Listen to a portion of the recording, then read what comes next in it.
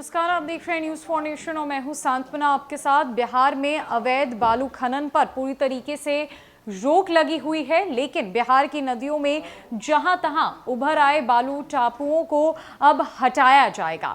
आपको बताएं कि बिहार की नदियों में बालू खनन की मात्रा का आकलन किया जाएगा। कई ऐसी नदियां हैं जिनमें से बालू पाए जाते हैं, जिनका प्रयोग किया जाता है। अवैध बालू खनन पर एक तरफ जहां सरकार ने रोक लगा रखी है, तो वहीं अब दूसरी तरफ नदियों में से उभर आए बालू टापुओं को हटाकर सही मात्रा का आकलन कराया जाएगा। ये बड़ा फैसला बिहार सरकार के खान एवं भूतत्व विभाग ने लिया है। दरअसल सूबे की नदियों में जहां तहां उभर आए बालू के टापू हटाए जाएंगे। खान एवं भूतत्व विभाग इसकी कार्य योजना बना रहा है। इसके लिए नदियों में मौजूद बालू के टापू का पहले जियो कोऑर्डिनेट सर्वे होगा। इसके बाद यह देखा जाएगा कि किस नदी में कितनी गाद हटानी है। आकलन कर यह भी तय किया जाएगा कि नदियों में खनन योग्य बालू कितना है, फिर इनको हटाने की योजना पर काम शुरू होगा। विभाग ने सर्वे समेत अन्य कार्यों की जिम्मेवारी सभी जिला खनिज विकास पदाधिकारियों को सौंपी है। विभाग ने उन्हें संबंधित जिलाधिकारियों के समन्वय बनाकर ये काम करने के लिए कहा है।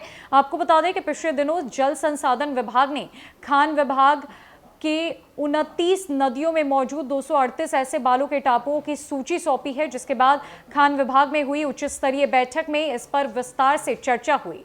इसके बाद इन्हें हटाने की योजना पर काम शुरू करने का निर्णय लिया गया। माना जा रहा है कि गाद हटाने के बाद न केवल सूबे को बाढ़ की समस्या से काफी हद तक निजात मिलेगी, बल्कि नदियों के तटबंध पर भी दबाव में कमी आएगी। मुख्य सचिव की अध्यक्षता में हो चुकी है बैठक। आपको बताएं कि पिछले दिनों मुख्य सचिव ने गाद की समस्या को लेकर उच्च स्तरीय बैठक की थी। इसमें सभी विभागों को इससे निपटने के लिए कार्य योजना बनाने का टास्क भी सौंपा था। उन्होंने कहा था कि नदियों में जितनी मात्रा में गाद है, पहले उसका आकलन किया जाए और फिर उसके उपयोग का खाका तैयार किया जाए। नदियों में गाद आकलन की जिम्मेवारी जल संसाधन विभाग को सौंपी गई, जबकि इस रिपोर्ट के आधार पर एसओपी तैयार करने की जिम्मेवारी खान एवं भूतत्व विभाग को सौंपी गई।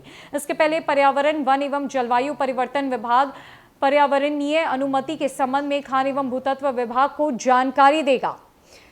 अगर बात करें नदियों की जिनमें बालू के टापू बन चुके हैं, तो वो नदियां कुछ इस प्रकार है। कोसी नदी में 37, बूढ़ी गंडक में 36, गंगा में 24, कमला बलान में 24, गंडक में 18, बागमती में 14, बलान में 11, वाया में 10, सिकरहना में 10, धनौती में 8, महानंदा में 5, सकरी में 4, बेगरी में 4, तिलावे में 4, कताहा में 3, पंचाने में 3, पसाह में 3, तियर में 2, दिधौरा में 2, गाद में 2, झाझा में 2, मसान में 2, ललबकिया में 1, परमान में 1, सुरसर में 1, धोवा में 1, कदाने में 1 और नून में 1 बालू के टापू पाए गए हैं।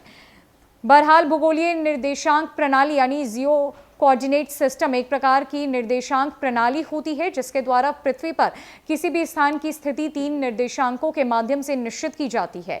ये गोलाकार निर्देशांक प्रणाली द्वारा दिए जाते हैं। ये किसी स्थान, वहां उपलब्ध सामग्री की वास्तविक स्थिति बताने के लिए सबसे उपयुक्त सिस्टम है। इसीलिए नदियों में बालू की वास्तविक मात्रा के निर्धारण के लिए इसका उपयोग किया जाता है। आपको बताएं कि रिपोर्ट में बेहद चौंकाने वाले तथ्य हैं। सूबे के सभी प्रमुख नदियों में सिल्ट की समस्या पिछले दिनों की अपेक्षा और गंभीर हुई है। इन नदियों में 238 बड़े टापू बन गए हैं। सिल्ट के ये टापू न केवल नदियों की धारा बदल रहे हैं, बल्कि इसके कारण नदियों की चौड़ाई भी लगातार कम हो रही है। इसके तटवर्ती इलाकों में कटाव की समस्या तेज हो गई है। इसके कारण नए नए क्षेत्रों में बाढ़ की समस्या पैदा होती जा रही है। बिहार में बाढ़ की समस्या को रोकने के लिए, साथ ही साथ तटबंधों पर कटाव को रोकने के लिए अब बिहार सरकार सजग हो चुकी है। बिहार की नदियों में जहां तहां टापू उभर आए हैं, जिसे हटाने का काम अब किया जाएगा। इतना ही नहीं, सही मात्रा में उनका आकलन भी किया जाएगा। इसको लेकर उच्च स्तरीय बैठक हुई है, जहां पर विभिन्न विभागों को टास्क भी दे दिए गए हैं। फिलहाल के लिए सब अपडेट्स में इतना ही। नमस्कार।